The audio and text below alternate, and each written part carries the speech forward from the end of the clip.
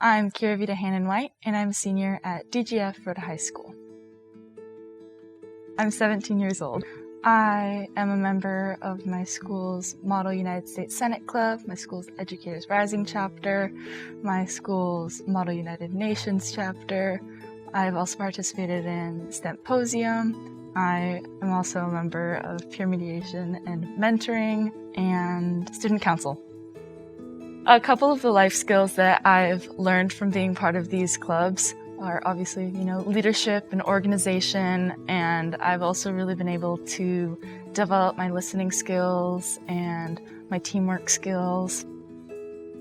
I've seen her within our community, and I've also had her within my classroom, and in both contexts, she does a great job of uplifting other people's voices, and I really think that speaks to her character because she's not just looking out for herself, but she also looks out for other people.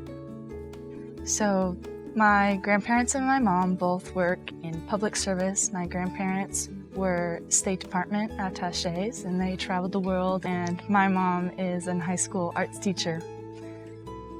My father is John Scott Hannon, and he was a commander for Navy SEALs in the Navy.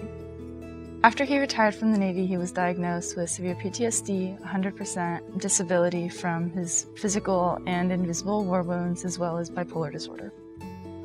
In the last couple years of my dad's life, he really found comfort in the Montana nature and scenery, as well as in animal therapy and other non-conventional methods of therapy. He also worked a lot with the National Alliance of Mental Illness to help other veterans that found themselves in similar situations as his. In 2017, my dad invited me to spend the summer with him in Helena, Montana. And it was really a great opportunity to get to know him, and we did a lot of outdoor activities like rock climbing and hiking. It was a really great opportunity to get to know the person that he was at the end of his life. My dad passed away in 2018.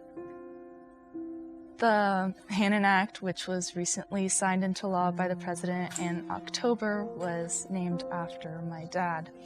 And it really espoused a lot of the things that he strived for and worked for towards the end of his life, with making animal therapy and these other unconventional methods available to veterans through the VA. From knowing my father, I think what really stuck with me from him was his devotion. From his time in his military, he's completely devoted to his career and to his job and to serving his country. And then when he was sort of healing himself, he was devoted to nature and to animals and to other veterans that found themselves in that same situation. And I find that I mirror this sort of devotion in my own passions and, how I love politics and how I love debate, and also how I like helping others. I applied for Military Child of the Year for the Navy because I really wanted to shed light on my legacy and the legacy that my dad left behind, and what I've been able to build up from that.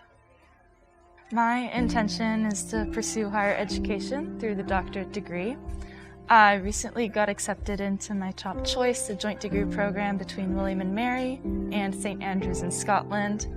I will be studying international relations with hopefully an emphasis on election systems. In the future, I would love to write my own research and even maybe work for the State Department as a Foreign Service officer.